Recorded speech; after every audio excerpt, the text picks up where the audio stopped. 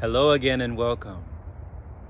This is Jerome Shaw, host of the Open Palm Podcast, motivator, meditator, coming at you once again for yet another look inside this beautiful book by Mira Omerzel. It is called Life Without Food and the Timelessness of Spiritual Messages of North American Indians. This is a beautiful book right here, and we've been going through it. We've been getting to it with this information that we now need in the nation. Thank you for your continued listening and participation as we embrace the universal co-creation, raising our consciousness and vibration. Once more, with wisdom of the ages from one of today's modern sages, welcome back to the Pranic pages. Now, in a new direction, within this section, my prayer for reliable tools for spiritual growth and for feeling people's problems. When I embarked on the path of pranic experiences and harmonization, I asked the cosmic intelligence, the logos of life, and the masters and my own essence to give me effective tools and methodology or knowledge with which to help those who would opt for such a spiritual experience and the path of development. I asked for the path using these tools to be as successful as possible. I wanted the success to not be merely 1%, which was Jasmuheen's experience with initiates who had taken the sacred trial after her 3-week recipe. I wanted a tool for a 100% transition to this way of living. Many give up soon after the process, and owing it to the disappointment of not being able to stay without food for more than a couple of weeks, they start doubting these exceptional abilities. They usually do not understand that the very cause of this resides in them, in their restless emotions and thoughts, which have not yet been cleansed, as well as in their spiritual debts, which first must be transformed. Initial enthusiasm can give way to great disappointment with themselves and even with the spirituality itself. In order to succeed, we need unconditional devotion and an understanding of our own contents. I soon received what I had asked for. It came in the form of several light sound codes or symbols for spiritual self-development, accompanied with all the necessary instructions for use. I also asked to experience in advance and clearly understand everything that people whom I will be helping in their spiritual transformation are experiencing. How thoughtless of me. I did not know what I was actually asking for.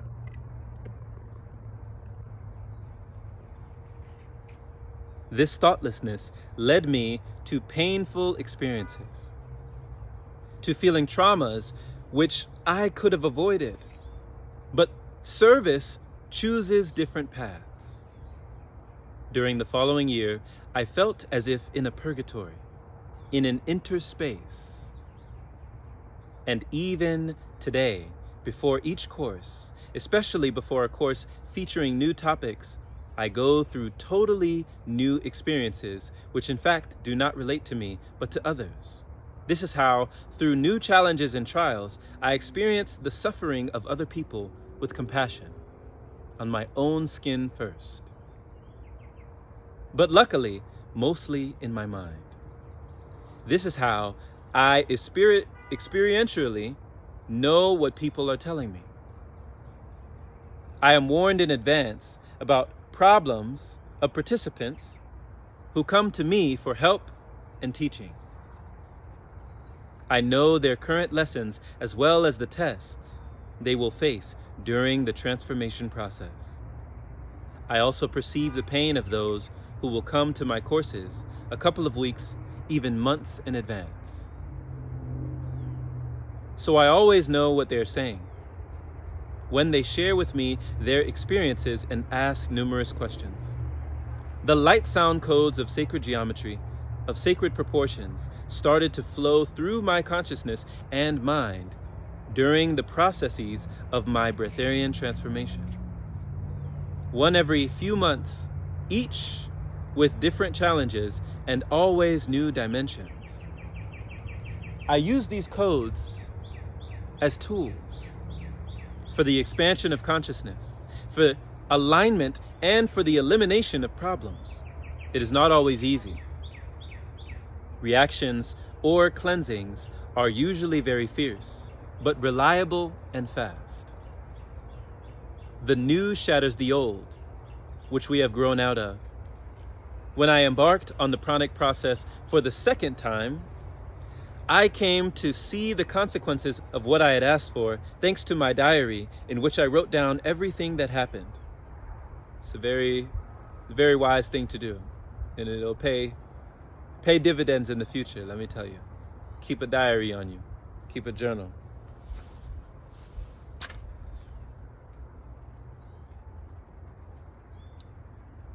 I realized the extent of my wishes. Can you imagine how it is to experience in advance all the bitterness in the lives of, for example, 20 people simultaneously? People who want to get rid of their agonizing feelings.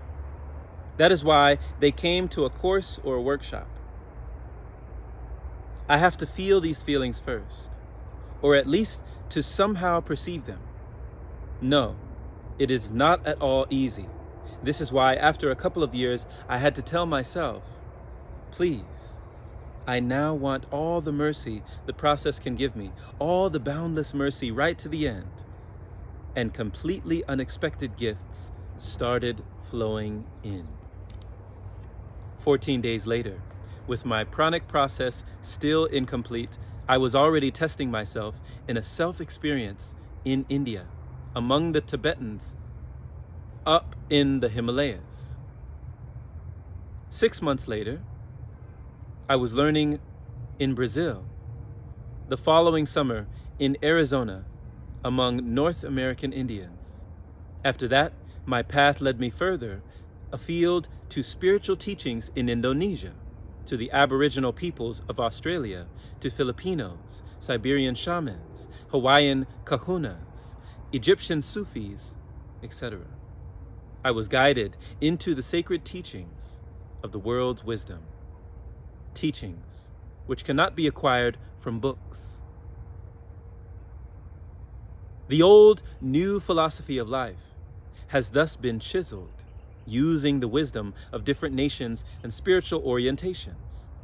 First, I tested on myself everything I had discovered, everything I had gained among wise men and women, among healers and priests, was a most precious and valuable teaching for me. Pranic processes merely prepared me for the receipt of exceptional gifts, which I had not known and which I had not dared to dream of. These were the gifts of cosmic telepathy, the abilities of spirit beyond thought and sound. A couple of weeks after the process, I was exploring Buddhist musical instruments and oracles, people divining in trance. In India, among Tibetans in the Himalayas, in the mountains, I encountered a lama who had experienced Breatharianism, but only during occasional periods, lasting only a couple of months. I was very busy there for 3 solid weeks, which is why I asked that my spiritual digestion of everything that was happening on this journey would take place only after I got home to Slovenia. I soon forgot about this request. And indeed, on the second day following my return, I entered a 14-day trance. in which I received night and day information about the spiritual laws of existence and different levels of reality. I was guided in my search for written information about cosmic and star energies or masters in the traditions of different peoples of the world and in their sacred ceremonies. I sought out information in my personal library and in bookshops to confirm my own experience on this unusual journey. To clarify that which I had never heard of, never seen, never experienced. This was how I established a connection to vibrations, which spiritual traditions called master teachers of the universe. First, to the cosmic frequency waves, or masters from the Pleiades, to the vibrations, which have been present and respected on Earth throughout the long evolution of humankind, with a distinct celestial council of variegated energies attuned to other planetary waves, like those of Orion, Sirius, Galactic Center, and Anticenter. So after my second process, a close connection with the inaudible and audible logos of the universe was born, along with my cosmic telepathy, mediumship, daily reading of cosmic mail, and a telepathic revealing of human talents and problems. I also developed insight into common tasks for the benefit and preservation of the earth, and indirectly also for the balance in the universe, because everything is eternally connected. My telepathic channeling abilities spread wings and took flight mightily during the years to come. They developed into subtle antennae, enabling me to perform cosmic spiritual surgery. A new birth in the same body and my emotional body under repair. An accelerated transformation of my etheric bodies, of my physical body as well as my emotional and mental bodies, along with the transformation of spirit or consciousness, had been well underway before August 2000, at which point I made the conscious decision to enter the process of living without food. The energy process, the like of which I had sensed during my first incomplete pranic process, now started as soon as I asked for this new experience. First came a strong cleansing of emotions and unloving thoughts. Suppressed anger was departing, followed by crying and a sadness that tore me apart. Following this, I became aware of the erroneous mental patterns that resided in my life and my disharmonious reactions, an understanding of all my mistakes. They were departing like a river of suppressed, accumulated sorrow, brought about by a feeling of not being accepted and loved, as well as by worry and other stressful perceptions. This process was enhanced by my immense desire to be and live in divine love. In this divine game of beauty. At the same time, I was dealing with the feelings of being small and even unworthy. I was touched and thrilled within the grandeur of this event, which took place between the earth and the sky. Prior to this process, in June of that year, I began to eat even less, a more refined, live and raw food. For the previous 3 years, I had been eating only salad, immensely enjoying its variegated flavors. So fortunately, I had in fact been eating raw food for 3 years by then. I think it extremely difficult to attain permanent breatharianism coming directly from other ways of eating. It is in fact almost impossible. Such a shift is a strong shock for the physical body. All bodies are being rebalanced, reattuned, during the transformation process, during the process of preparation for the great changes which life without food brings along.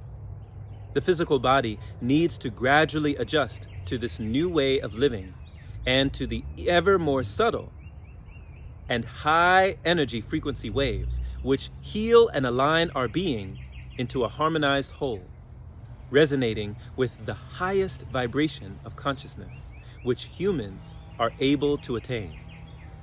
If the physical body is not sufficiently cleansed, the harmonization process will be more difficult, even impossible. This is why it is easiest to move to pranic living after a long period of eating raw food. If we have been eating only cooked food before, cooked food can be too heavy, too impure for the body.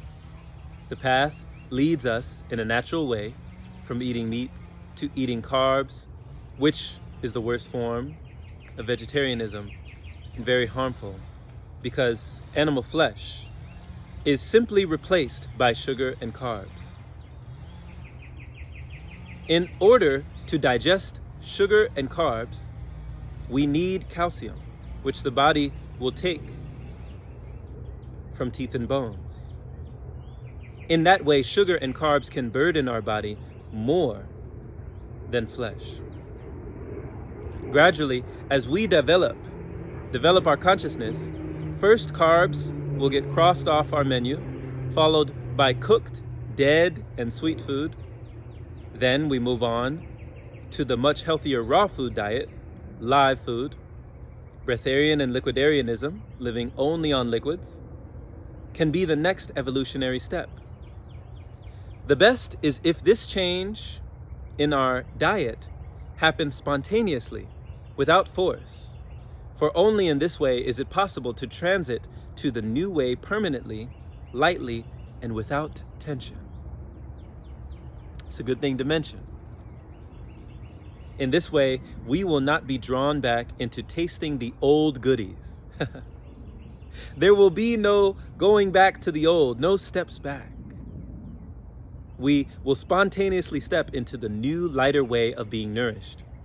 We only need to hold the line when, although our body no longer needs usual food, we are nonetheless being tempted by the desire to taste. Now, I definitely want to comment on this and just touch on that for 1 second, because what she's saying right here is important to know. You know, spontaneously, without force, that this is a flow journey and not a force journey, right? This is more of a thriving and less of a striving and surviving. It is not the feeling of depletion, but a feeling of wholeness and completion, right? Not a feeling that you are depriving yourself of something. So Elitam would always tell us, you know, Elitam Elamin, he would tell us, like, just stay in there. He said it was a fixed fight. It's a fixed fight. Like you're in a ring with your opponent, right? Ding, ding, the bell goes off. You're boxing with your opponent, but the fight is fixed. You're going to win no matter what. The light always wins, right? Just stay in there. Keep letting the light work on you. Don't let meditation go. Allow the energy to flow, and it will continue to grow, right? So realizing that the subtle forces, the higher forces, the source will win out in the end as long as you continue to flow. For the energy that you build within you follows you wherever you go, right? So letting things fall away, but letting them have their day. Not submitting to their say, but saying that, okay, I am where I am right now. And where I'll be is going to be its own process. But just allowing things to fall away on their own as new light, new realizations become known within your vessel. Letting more of that pranic energy continue to nestle inside.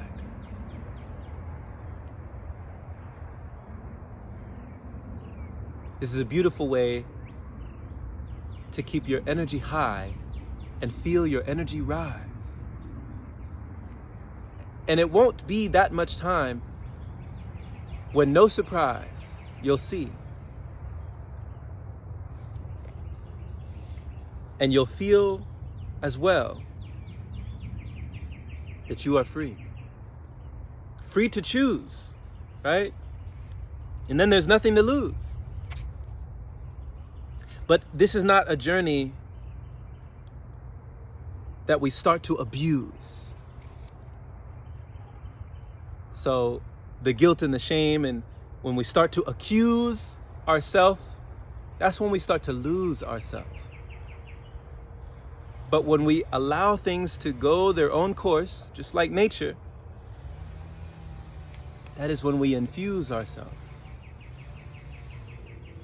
And the more we make space,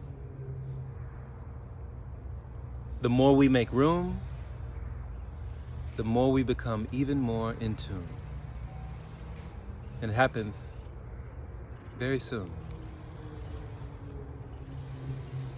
During the first week, when the cosmic logos, the laws of existence, or masters, as folk tradition calls it, are intensively preparing our etheric bodies for this feat, we help the process of abstaining from eating and drinking. In this way, transformation or initiation can take place.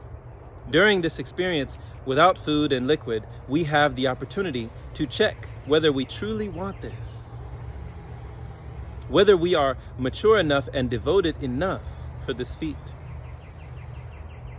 whether we really are in no doubt that the universe can feed us, even though the process might be unpleasant and even painful at times.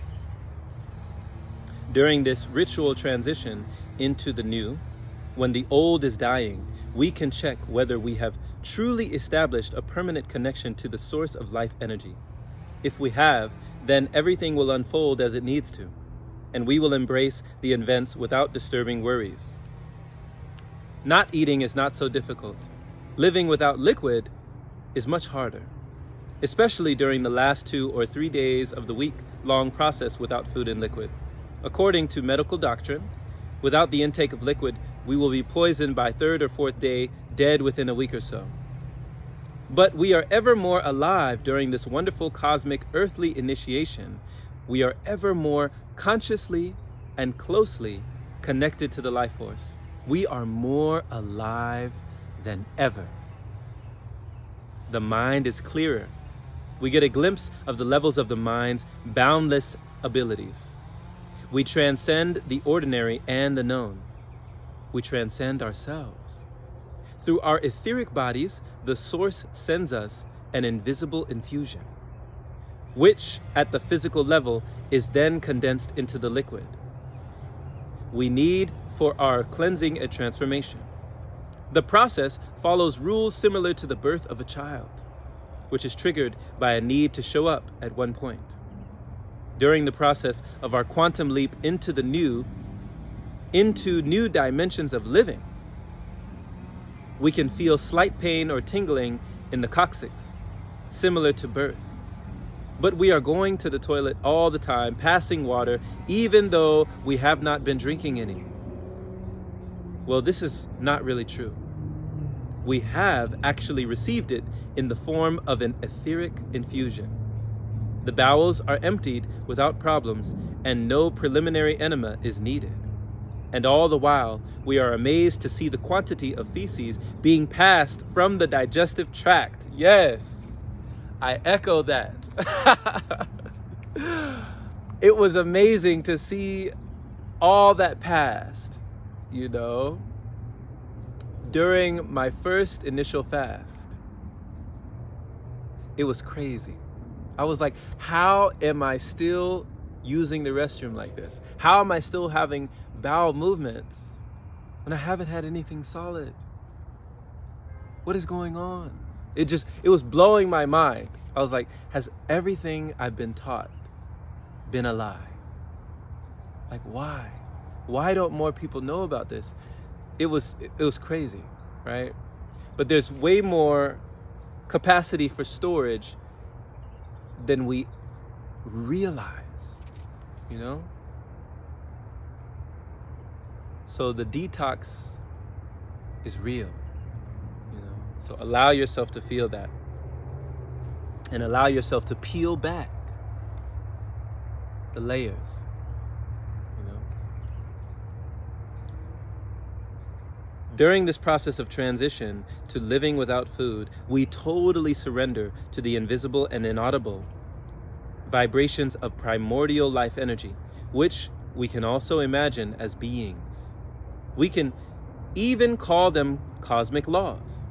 Inaudible frequency waves were also symbolically called non-physical masters. For initiates, death does not exist. It reminds me of Star Wars, you know? They say there is no death, there is the Force. May the Force be with you, and also with you. There is no death after all. Consciousness is eternal. Natural peoples claim that when the body wears out, we abandon it, and afterwards we once again return to it. Initiates need to transcend the fear of dying. Sound like Bruce Lee. Embrace the art of dying. This process is in fact also a process of the death of the old.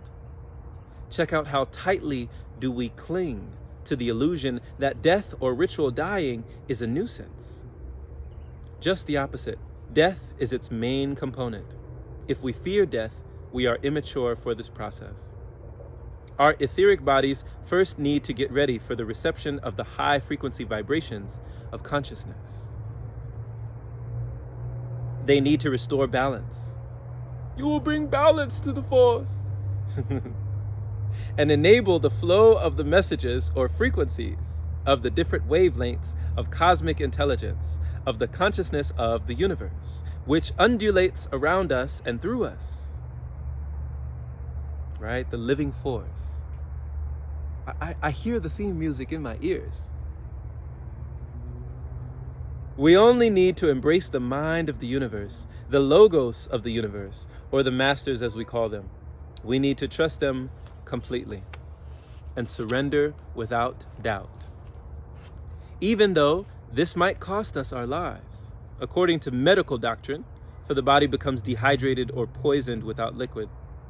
But if we are certain that we will receive everything we need, then this is what will happen. But only if we have managed in advance to resonate with our soul and spiritual guidance. Now, here's one thing I want to point out. What she's saying is very important, that we must resonate with this, and that we must receive, perceive, and believe, and know that the universe and nature always provides. When you feel all the different pangs and sensations inside, you have to understand it's going to be all right. So this is one of the steps I feel to be nourished by light.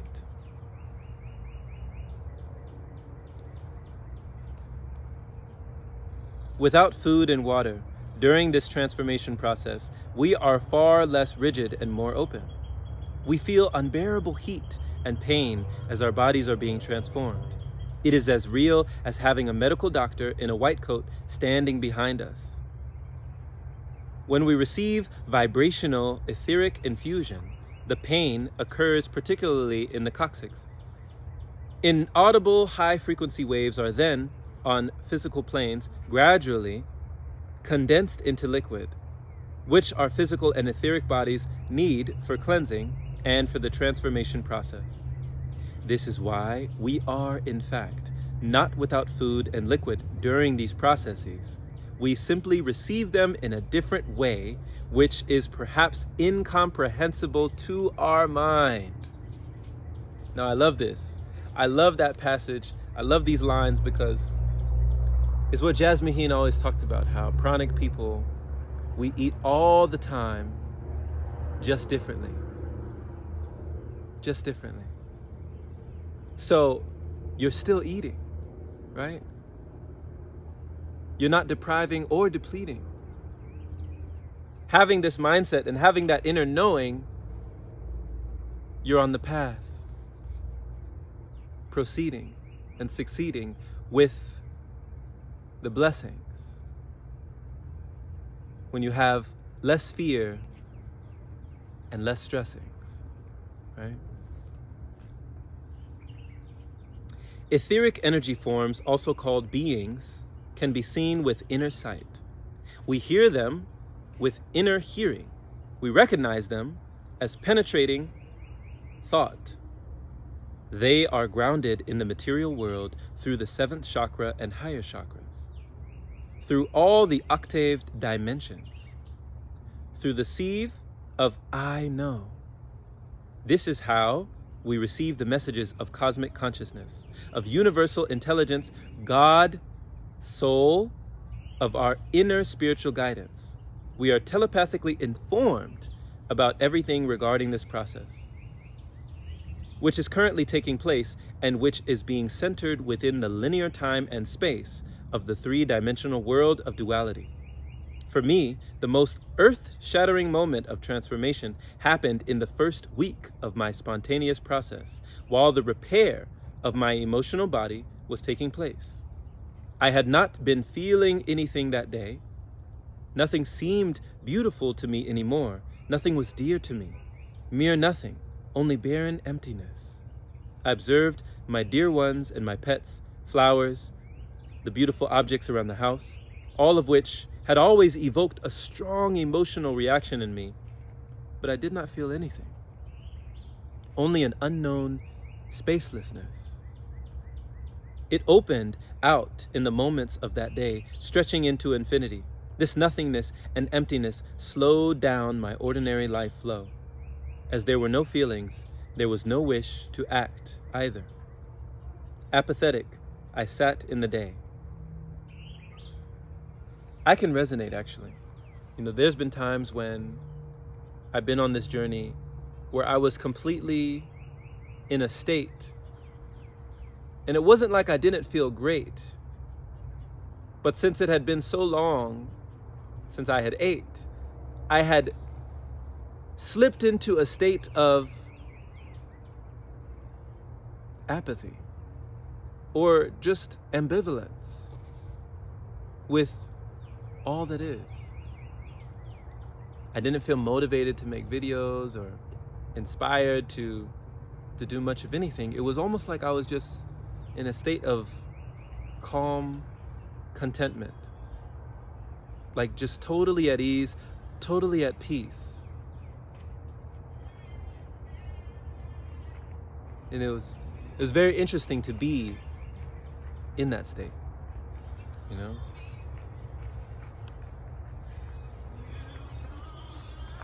This nothingness and emptiness slowed down my ordinary eye flow.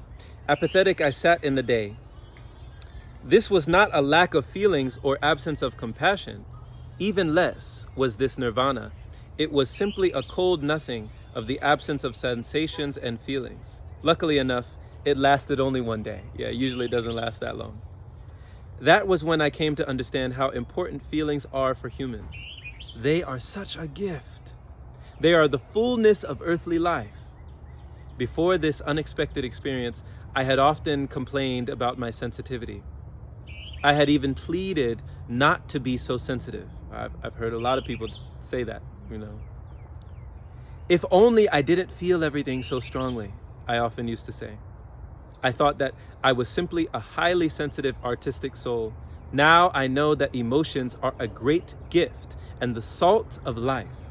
They are tools and impulses for our experience and understanding of the world.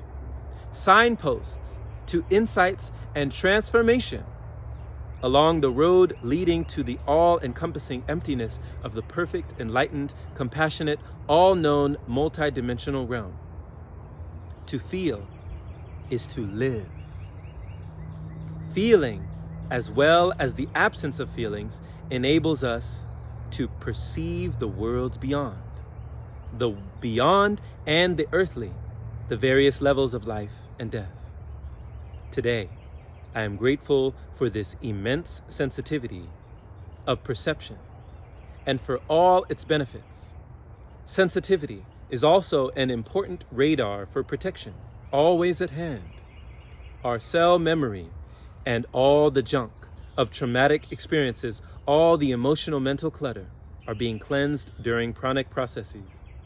And we begin to perceive ever more subtly both the visible and invisible. Sometimes we can be irritated during the cleansing process, but usually only for a short time. We are imbued with high frequency vibrations, which our physical body perceives as cold. The vibrations of spirit or consciousness are always felt as cold, whereas the physical frequency and energy waves are felt as warmth and heat. No blanket, not even the warmest one, can warm us up when we are imbued with the cold medicine of spirit. We receive frequency waves through which the cosmic intelligence of life work on us and on our etheric fields and energy pathways in order to prepare us for a new birth in the same body. Jasmine jokes why we should start a new life with nappies again. In this life, Jasmine jokes, why should we start a new life with nappies again?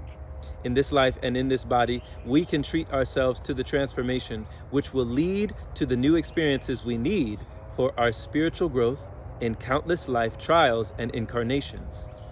We can continue from the point where we just stopped, beginning a totally new life cycle and a new learning which is next in line. This is how we accelerate our spiritual growth while we are still living in the same body. We do not lose time with new birth and new growth. And what is more, we are able to accept completely new earthly challenges and roles, which by far surpass any of the astrological calculations of our life path or karma. This is a rebirth, a new birth in the same body. We have passed an important test and a conscious operation. We have experienced a quantum leap in our consciousness if, after the process, we suddenly begin to feel that we ought to be doing completely different things than we had been doing, and we feel that we are drawn to new activities and different contents of life.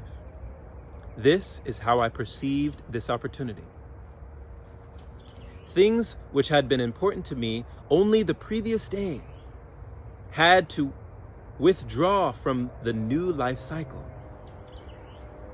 I ceased to enthusiastically explore only the Slovene spiritual heritage and folk musical instruments of the world, and I embraced the connecting role of the researcher and spiritual teacher of our planet's traditional spiritual teachings, the tool of which is the energy of sound, in order to help others. The old connected to the new. It was expanded and got a broader meaning. Through this sacred ritual, we can choose to make a rapid shift into the boundless field of all opportunities and to connect to it permanently. We move on to high frequency, high resonance levels of consciousness, existence, and reality. We see, hear, and understand the world in a different way. We start living in a different way. And we start reacting in a new, broader way. But the most of all, in a more loving way. And we are more eager when fulfilling our old new goals. But the point of this pranic experience is not to avoid caring about food. The energy we would otherwise use for digestion, we can now use for other things. We need much less rest because we are constantly plugged in to the energy source. We need sleep but a few hours, which is why we are able to do much more. But the greatest gift of these initiation processes without food and liquid is in fact a close connection to the source of life and the supporting energies to God if you want. Initiates connect the frequency waves of multidimensional reality into a whole. To put it symbolically, they connect all the registers of their consciousness and mind and attain unified oneness both within themselves and without, at the transcendental levels of the mind. This is why they see what is invisible to the eye, they hear what is inaudible to the ear, what is higher, broader, or further than the material world. The truths of existence are revealed to them. The initiation changes them forever, be it the initiation of the Native American sun dance or any other ritual in the desert or wilderness of our planet. Humans, thus, come to understand that which is usually hidden from their physical senses. All levels of consciousness start to resonate in harmony. All dimensions on the axis of the 9-dimensional consciousness, all 9 or 12 heavens, as folk tradition would put it. Humans start to live within the richness of the spiritual physical worlds, of cosmic earthly essences, the richness of audible and inaudible sounds. They become the source itself. The mind transcends ordinary thinking and limitations. Nonsensical patterns and prejudices, everything that humans have acquired, everything that is insufficient. They rise into the freedom of thinking beyond, and they become extremely creative.